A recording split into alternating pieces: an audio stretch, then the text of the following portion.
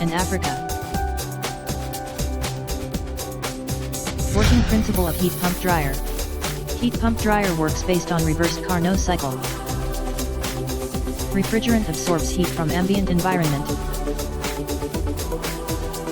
and then be processed by the compressor to high temperature and high pressure gas.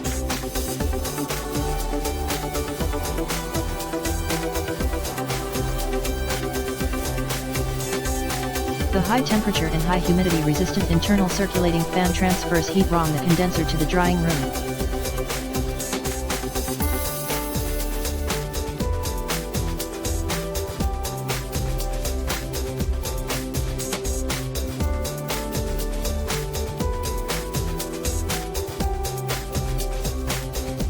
Forming a circulating hot air in the drying room to evaporate the moisture in raw material, and the water vapor is discharged by the moisture exhaust system. Benefits of heat pump dryer.